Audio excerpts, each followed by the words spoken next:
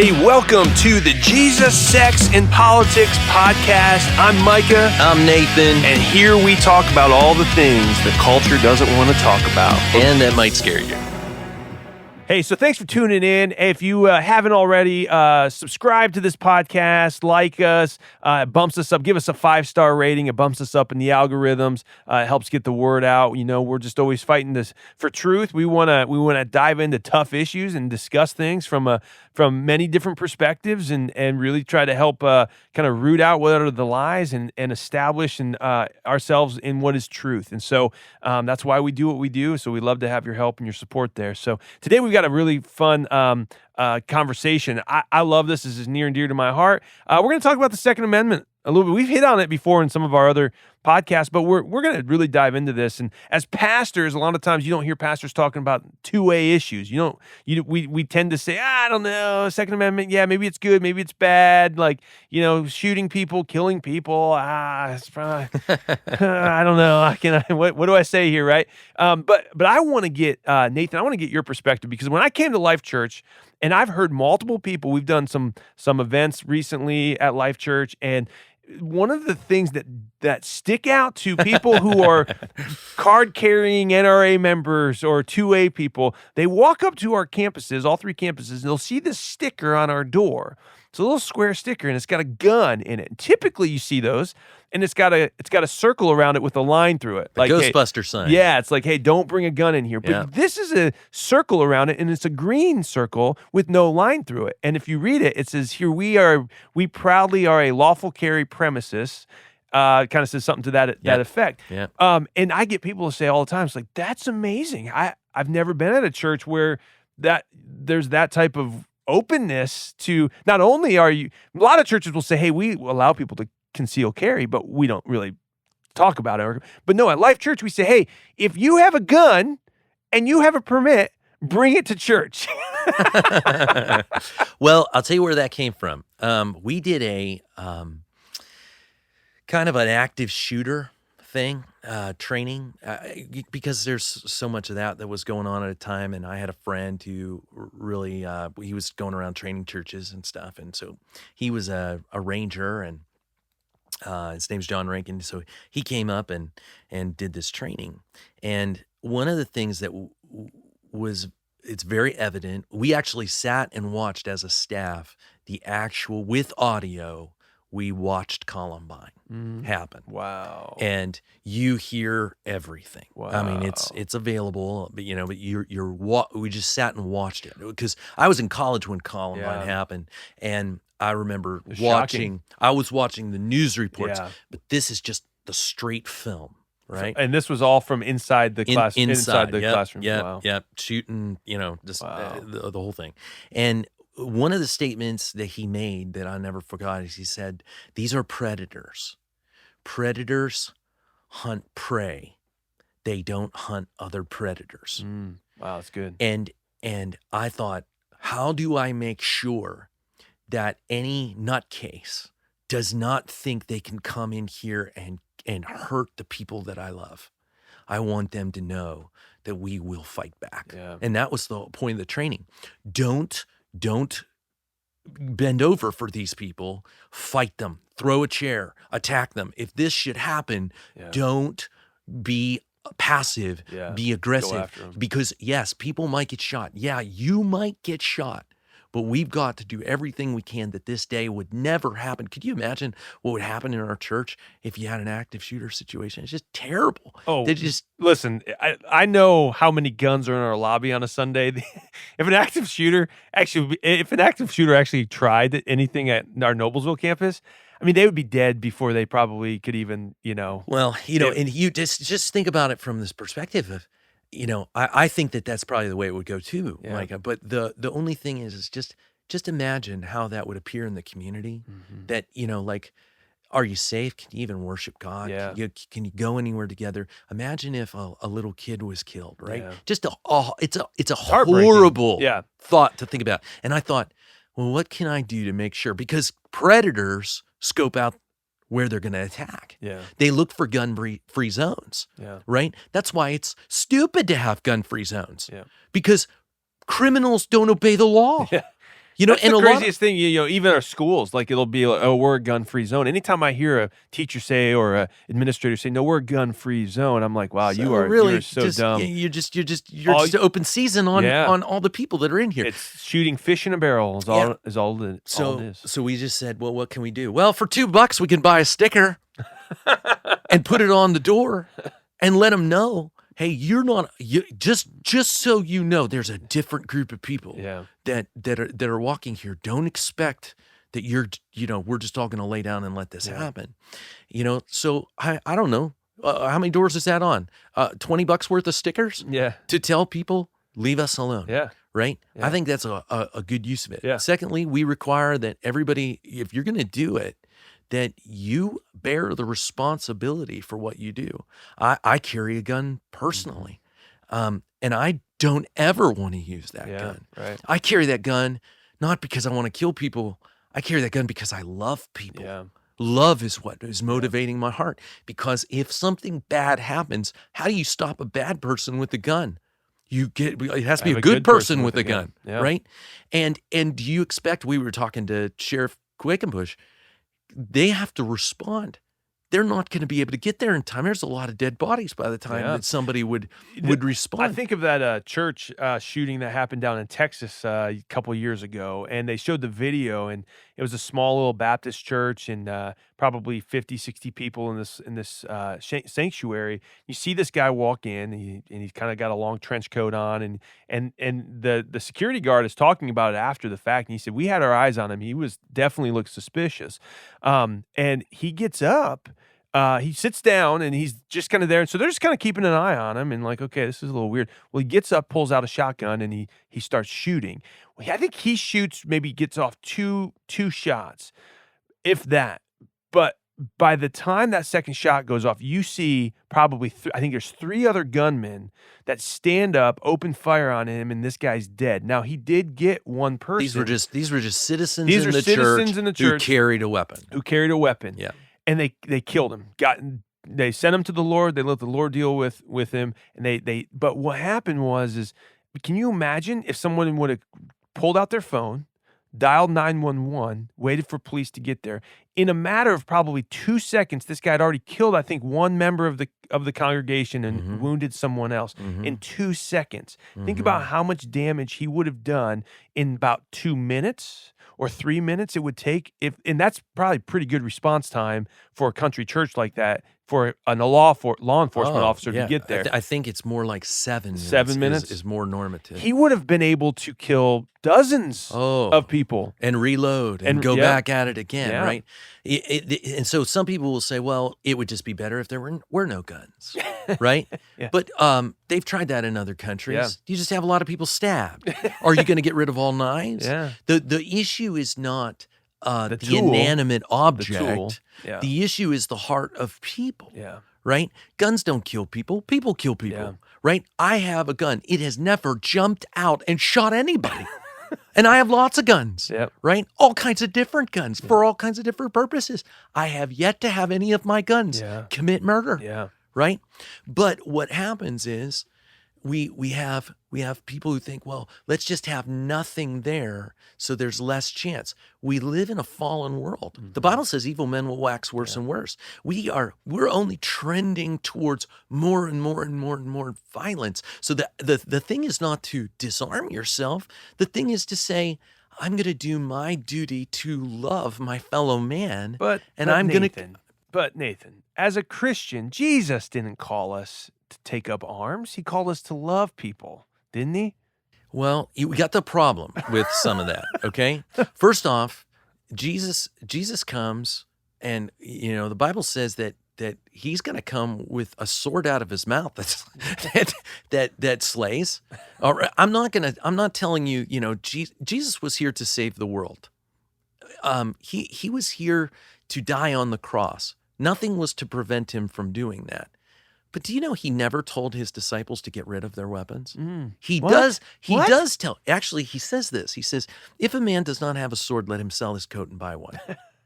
So in modern day language, it would be like, hey, go buy a Glock. You know that parka you have that protects you in the wintertime against the cold? That's a really important thing. Sell that and buy yourself a weapon. Yeah. Okay? Now, the disciples clearly carry weapons because whenever they're talking about that, the disciples go, hey, we have 2 weapons. And he goes, yeah, it's enough. Right? And he doesn't say no, get rid of one. He says no, 2 or. I think that's good. Then we've got I don't, if you're watching The Chosen recently, you got a little glimpse into Simon the Zealot. Simon carries a special knife where he's kind of taken a vow that if he gets anywhere near a certain Roman official, he takes a shot at them. That's what God calls this guy out. Now, clearly, Simon had to lay down that mentality for what God was really doing, right? And what God wanted. But the point is, there was a warrior mentality of within these guys. Peter hacks off that guy's ear. He wasn't aiming at his ear. I was going to say, if he was, that was a good shot. But do you notice what Jesus says? Jesus didn't say, hey, Peter, throw away your sword. Yeah. He says, put away your sword. Not that he's not supposed to have that, but just that this is not, you're trying to prevent me from going to the cross. Yeah. I've already rebuked you and called you Satan about this one before, right? I'm supposed to go to the cross. I could call legions of angels right now. Who have lots of swords. Yeah, yeah. And by the way, if you missed an earlier Jesus, Sex, and Politics, God is the originator of the sword. He gave the angel the sword to keep Adam and Eve from going back into the garden. Where did swords even come from? God gave it.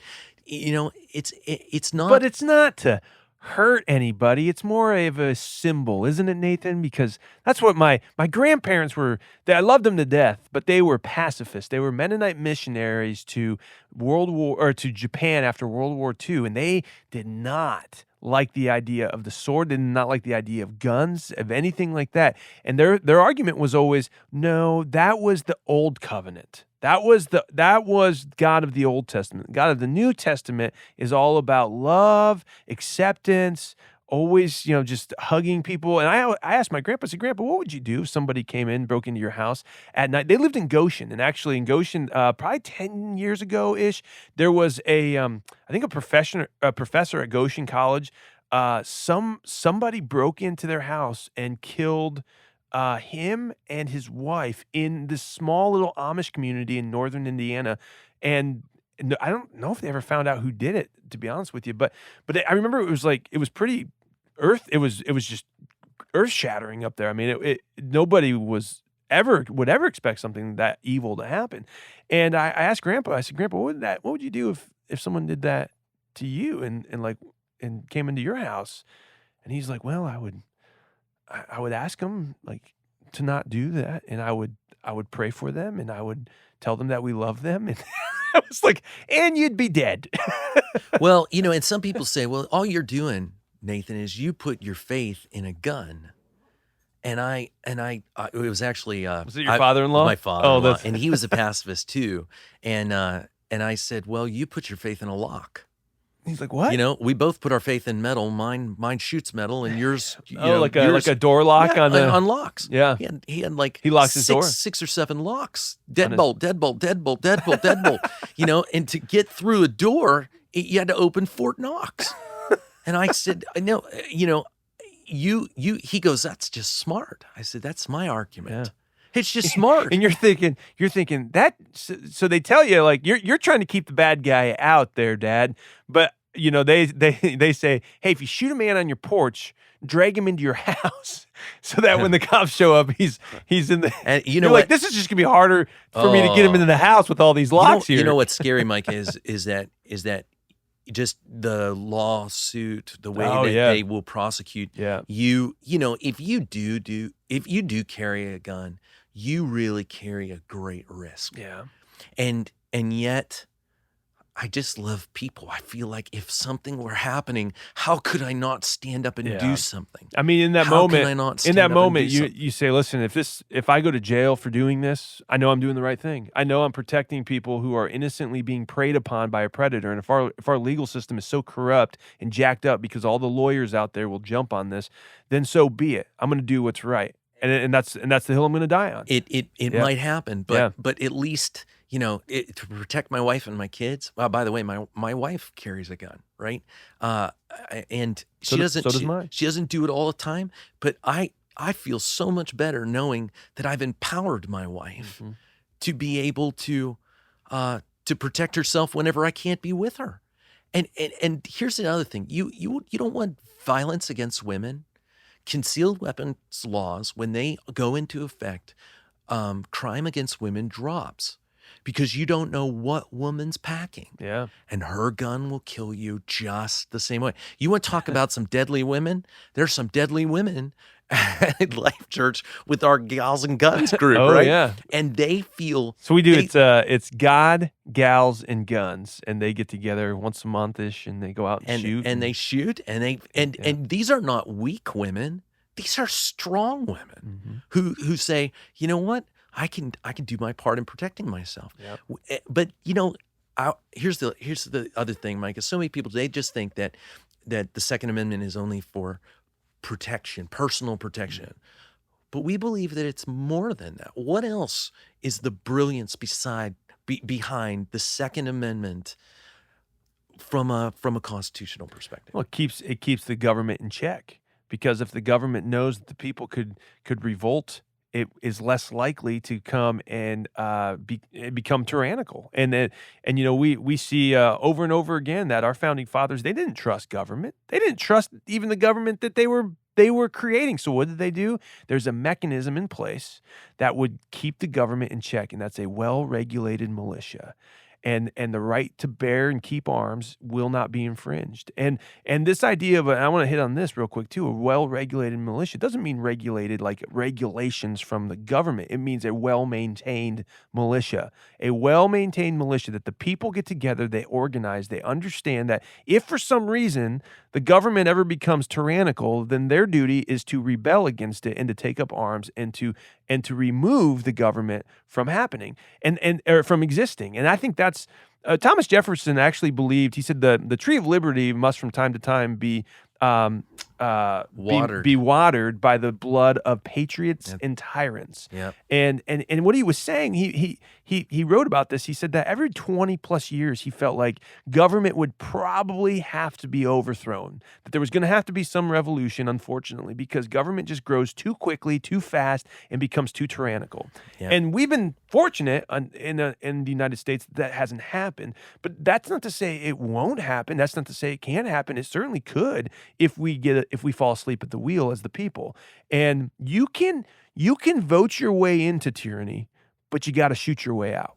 And that's the problem. A lot of people say, well, we can just give over a little bit more of our freedoms, a little bit more. Well, before long, you have a tyrannical dictatorship, totalitarian state, and the only way out of that is usually with blood. Yeah. You look at Venezuela. Yeah. You look at Cuba. Right now, watching on TV, Cuba and these people who want to be free. Yeah. But they can't be free. Yeah. Because they have no ability to do that. And if they had weapons, it'd be a different conversation, right? And I gotta say, I love seeing Lady Liberty, seeing the flag, waving, Old Glory. Yeah. and to see that happening as a symbol of freedom in oppressed places, Cuba. in Hong Kong, it makes me. It says, okay, we know. Yeah, is America a violent place? Yes, there's violence because there's evil people, right? That's going to happen. Yeah. You're going to have criminals that kill one another. Yeah. It's better for us to be an armed people and be free and have the ability to stay free than for us to be a disarmed people and think that we're not still going to have criminals. Yes, that's right. The criminals will just more or less be ruling over you, and they will be. A couple weeks ago, and I brought it up, when Alvin and Elijah were here, but a few weeks ago, I listened to a podcast, and it's been resonating on my heart recently. But it was the testimony of a 13-year-old of a young lady. She's about 25 years old. She was 13 when she escaped from North Korea. Mm-hmm. North Korea, you got to see the effects of communism, the fruit of communism, the fruit of dictatorship and totalitarianism, and And it didn't happen overnight. This was late 1800s when you saw in North Korea, the same thing started taking hold, the mindsets that are taking hold right now in the United States and in places like Venezuela and in places like Cuba. Those were the same mindsets that were happening in the early 1900s in North Korea. Well, fast forward to 2000, 2001, 2002, you have this young lady who's 13 years old, and she tells us a powerful testimony where they said, we didn't even know what freedom was. We didn't even know what liberty was. We didn't even know we were oppressed. America, you talk about being oppressed. You're not oppressed if you know you're oppressed. You're oppressed when you don't even know you're oppressed. That's oppression. And she said, we risked everything to leave North Korea, but we didn't even know what we were looking for food. We didn't even understand the concept of defending liberty. They talked about America. We heard people talk about America, but America was evil. We didn't know that America was the city on a hill, the shining city on a hill that Reagan said it was, because we were told everything opposite from those ruling over us. And they have no way of standing up to the Kim regime. They had no way. And if you were to reject the Kim regime, the Kims were gods. They're essentially gods, is what they are over there. If you reject them, they don't only come after you, they come after your children, they come after your family, your extended family, not even just this generation, but they do 8 generations later. You begin to be in a class. Now you're classed as a rebel. So you could be born 8 generations later. Someone in your family did something that the Kims didn't like, and now you're sentenced to a life of prison camps because of what someone did 8 generations before you. That is the wickedness we are up against. Our founding fathers knew that, so they gave us a mechanism in the Second Amendment to stop it before it gets there. Because if it gets there, it's too late. We will not. Our kids, if they're disarmed, it's too late. The government wins at that point. You got so much stuff that's being characterized as gun violence. Guns don't do this stuff. Yeah. We had guns in our country from the beginning. Yeah. Why do we have school shootings? Because we have lost people. Yeah. This has to do more with the fact that people don't know Jesus, and they are broken, and they are told that this world just came into being through a cosmic blast. There's no point. There's no God you answer to. Now we have a mess. Yeah. But it's not guns that are the problem. It's people that are the problem. That's right. You have Indianapolis, where we're at. You have terrible leadership. I mean, Joe Hogsett is a Democrat, and he, like most Democrat leaders in big mega cities, they do everything to remove guns, even from police. They don't want police to carry guns. There's candidates running for mayor in New York City that are saying they're gonna disarm police officers. And Romans 13 says the officer carries not the sword in vain. Yep. So the officer is supposed to have a gun, a weapon, according to God. According to God. But yet we have then idiot mayors like Joe Hogsett or de Blasio or people, Atlanta, Philadelphia. You have these idiot mayors who go out there and think, oh, I'm going to make the city safer by getting rid of the sword, by getting rid of exactly what the Lord said was going to be needed to keep the peace, right? And so, what happens? Well, you don't have peace. People start killing each other. People start getting raped. There's more burglaries. There's total chaos, like in Indianapolis. Nobody wants to go to Indianapolis. Indianapolis is a joke of a city right now because of Hogsett and what he's done to remove the ability of police officers to be able to do their job. What needs to happen is you have to get a strong leader in there and say, hey, we're not only going to arm police officers, we're going to take the handcuffs off of them, and we're going to let them start shooting the bad guys. We're going to say, hey, if you see a bad guy doing a bad thing, listen, if you want to arrest him and you think it's safe to arrest him, go for it. But I would say, as a mayor, I'd rather you shoot him and give him over to God so that God can deal with him, let God deal justly with him, and remove this person from our streets. You know what would happen? Overnight, there would be a drop in crime like nobody's business. And I feel the sentiment of what you're saying. I would say this: the officer's job is to bring them to the judge. Their job. Now, I don't think that an officer should not fire if his life is in danger. I think that's kind of the rules of it. But they're not to play judge, jury, and executioner. They are to play. Their job is to get them there. Is there evidence? So shoot him in the leg. No, we do believe in due process. Due process. Yeah, due process is good. Yeah. We believe in due process. Let's go that way. But shoot him if you have to. I think that the bigger problem is that we do not go after smaller crimes. So, you watch these videos of people walking out of stores, and they're carrying all these different things that they've stolen. Oh, yeah. Because they know they can steal up to a certain amount and there be zero prosecution. That's not going to be the way that works. Prosecute them on the smaller things. I drove by a police officer that was out in Carmel, right, as I was driving to come here today. And when I saw that police officer, I thought, he's there to nail people for speeding. When you nail people for speeding, you send a message to all of society that sees their presence and goes, I need to get a radar detector. I don't have a radar detector. No, that's what society's saying. Oh, crap, I need to get a radar detector. I need to obey this law, and I need to honor their authority. Yeah. Right? I just think that if we go after smaller things, what you do is that you send a message. There's law and order in this town. Actually, though, from our founding fathers' perspective, they never intended that police officers were the ones to protect you. So you brought up the looting. So we saw that last summer with the Black Lives Matter looting when they were destroying cities in America, and they were going in, and you saw just tons of people looting. Our founding fathers in that situation would have said the Second Amendment is also created so that you could shoot those people who are coming in to your establishment. Defend your property. Life, liberty, and property was the original intent. Yeah. The pursuit of happiness was changed because the pursuit of happiness, our founders believed that if you honor God, that will bring happiness. The whole idea was to honor God, but part of that was God gives us property.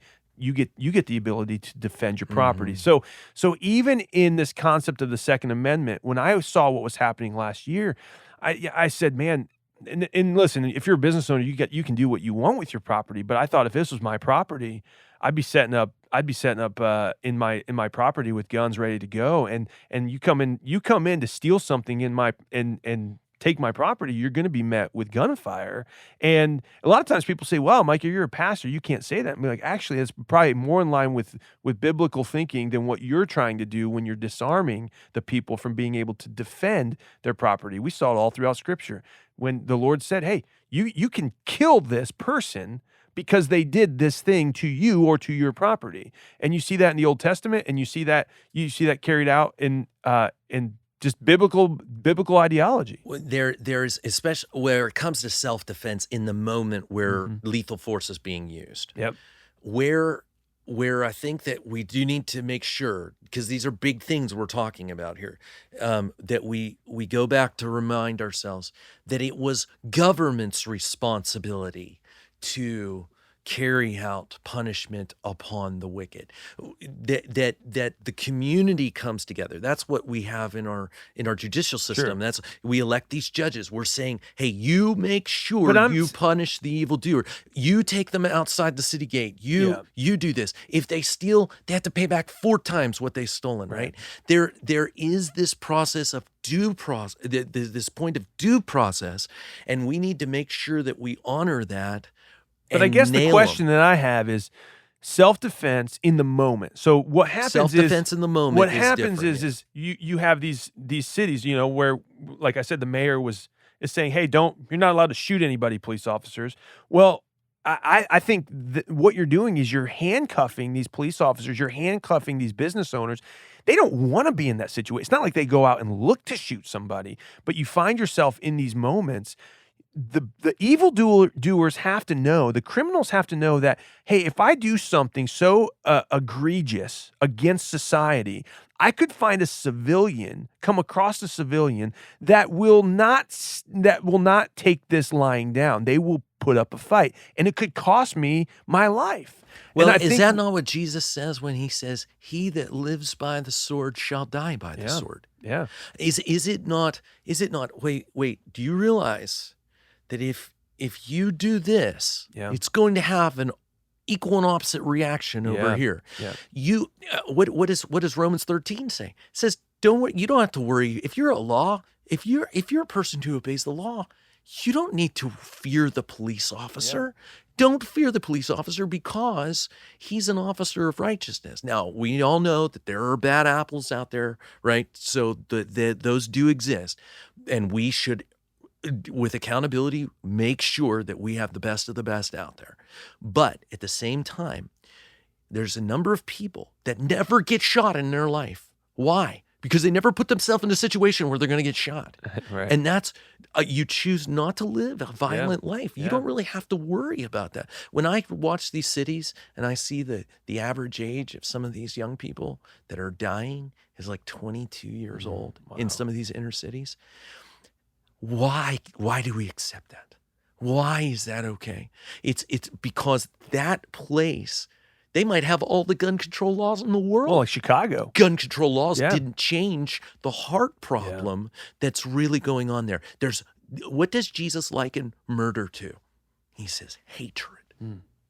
If hatred is what is behind premeditated murder, we need a spiritual fix. We need Jesus, but we also need good policy that helps people know and learn to do right, and then also fear what happens if they don't. Well, I think that's the point is there's consequences. If you do wrong, there's consequences. And I think that's for all of us. And our founding fathers even intended that for government. Government, if you do wrong, there's consequences. And that's why the Second Amendment exists. And we really have to stop looking at guns as being the problem. Guns are not the problem. Guns are the answer to the problem, in my opinion. I believe guns play a pivotal role in responding to the problem. Now, I should say, when I said answer, the answer to the problem is what you said, and I agree, the hatred. But guns play a role in making sure we deter that evil from bearing down on us. In the hands of citizens who never want to use them, but only want to protect civility. They're great. You know, they have a place. And that's, here's the other thing. You know, if you have somebody who's carrying a gun and they're doing it legally, they walked through a whole nother set of obeying the law to get that permit. That's right. And they are saying, I am submitted to the government, to the law, and to do this righteously. They've done that. That's a whole other issue that we can dive into. Do you need a permit to carry a gun, or should you have to be required to get a permit? Well, that is a great argument. The Constitution, I would argue, is our permit. I understand, but I'm just saying, in the world we live in today, you're saying these people have gone through an extra step in the process to say, I want to do my part to keep everybody safe. Exactly. Yeah. Which again, it's everybody has a duty to keep themselves safe. It's not the government's job to keep you safe. The government can help in that, but they're not the priority. You the sole individual, the citizen, you have a duty to protect yourself, your life, your liberty, and your property, and you have the freedom to do so. And that's why the Second Amendment exists. So we'll keep fighting for it. And if you hey, subscribe if you haven't done it. Make sure you subscribe and share us. And we don't do the best job of marketing ourselves. That's because we're depending on you to help us. And you know what? If some of these things you're like, okay, I kind of like that dialogue because they even disagreed with one another. That's because that's how iron sharpens iron. So one man sharpens another, and that's what we're hoping. People are gonna be like, well, Micah wanted to shoot everybody, and Nathan believes in due process. I believe in due process. I just get a little excited. No, we want to obviously see civility in our world. Yes. So, But they can shoot him if they have to. Hey, let me tell you something. If you do choose to shoot somebody, boy, you better have done it right. That's right. You do better it right. Cross your T's and dot your I's. Right. Have the insurance. Have the lawyers. Guy Relford here in Indianapolis. He does a great show on WIBC called the Gun Guy, and he's a constitutional 2A lawyer. He defends people who find themselves in those situations. He's a great guy. If you ever need somebody to reach out to him. He will he will back you up in the court of law if you ever find yourself. Hopefully you don't find yourself in that situation, Yeah. but if you do. But all right, well, hey, this has been Jesus, Sex, and Politics. I'm Micah. And I'm Nathan. And we talk about all the things culture doesn't want to talk about. That it just scares you a lot. We'll see you next time.